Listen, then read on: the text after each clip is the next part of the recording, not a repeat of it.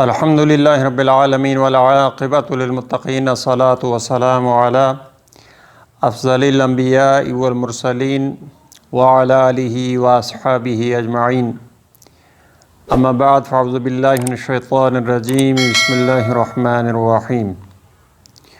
ومن احسن قولا ممن دعا الی اللہ، صدق اللہ العظیم وصدقنا رسولہ النبی الکریم الامین،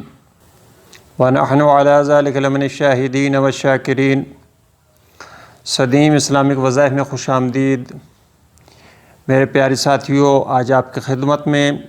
ذو الحجہ کے اس مبارک مہینے کے لیے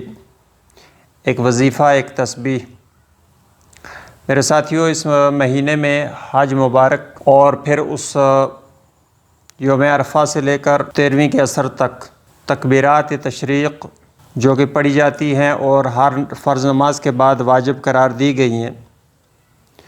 تو یہ بہت پیارے الفاظ ہیں۔ ان کی فضیلت رسول اللہ صلی اللہ علیہ وسلم کی ایک حدیث سے اس کا اندازہ لگایا جا سکتا ہے کہ رسول اللہ صلی اللہ علیہ وآلہ وسلم نے ارشاد فرمایا کہ ذی الحجہ کے پہلے 10 دنوں میں ایک ایسی تسبیح، ایک ایسا وظیفہ کہ جس سے بڑھ کر اللہ تعالیٰ کی بارگاہ میں کوئی بھی پسندیدہ چیز نہیں پہنچتی، یعنی کوئی ایسی نیکی نہیں ہے، کوئی ایسی عبادت نہیں ہے جو اللہ تعالیٰ کو بہت زیادہ پسند ہو بنسبت اس عبادت کے۔ تو صحابہ اکرام میں سے کسی نے پوچھا کہ یا رسول اللہ صلی اللہ علیہ وآلہ وسلم،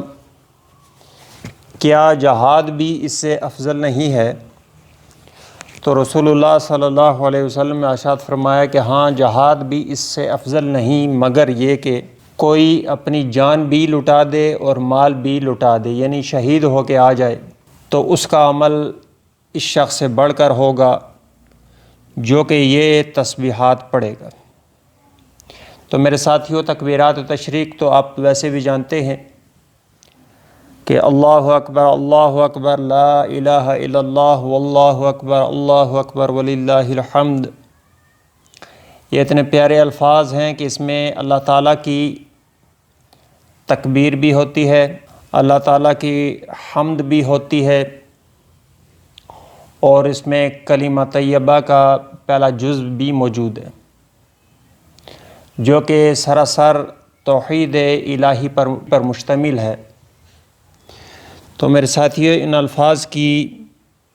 عظمت اور ان کی برکات آپ پہ واضح ہو گئے۔ پہلے 10 دنوں میں ان کا ورد کرنا کثرت کے ساتھ، محبت کے ساتھ، اخلاص کے ساتھ، یہ اللہ تعالیٰ کی ذات کو بہت زیادہ خوش کرتے۔ تو جو شخص بھی یہ چاہے کہ اللہ تعالیٰ کی ذات اس سے راضی ہو، اللہ تعالیٰ کی خوشنودی اسے حاصل ہو اور اس کے دنیاوی مسائل کا حل ہو، مداوا ہو، تو اسے چاہیے کہ ان الفاظ کے اللہ تعالیٰ کی بارگاہ میں اس نذرانے کو پیش کرے، تو انشاءاللہ تعالیٰ کوئی وجہ نہیں ہے کہ اللہ تعالیٰ تمام مسائل کو، ہر حاجت کو، نصیب کو بھی بدل دے گا۔ تو میرے ساتھیوں، ان الفاظ کو آپ بخوبی یاد رکھیں۔ آپ نے 3 سے 4 دن عید میں تو ان کا آپ نے ورد کرنا ہے، البتہ 1 سے لے کر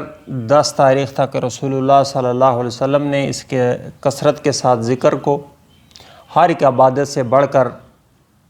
آپ نے بتایا، تو ضرور چاہیے کہ اس عمل کو کریں، اللہ تعالیٰ کی ذات کو خوش کریں اور اللہ تعالیٰ سے اپنی حاجات کو، اس کے سامنے اپنی حاجات کو پیش کیجئے، تو انشاءاللہ تعالیٰ اللہ تعالیٰ اپنا فضل اور اپنا کرم کرے گا۔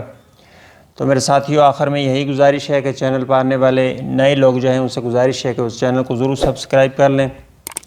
اور بیل آئیکن کو بھی دبا دیں اور ویڈیو کو لائک اور شیئر ضرور کر دیں تاکہ آپ کی وجہ سے کسی اور کا بھی بھلا ہو سکے۔ وآخر دعوانا الحمدللہ رب العالمین۔ سبحان ربک رب العزت عما یصفون وسلام علی المرسلین والحمد للہ رب العالمین۔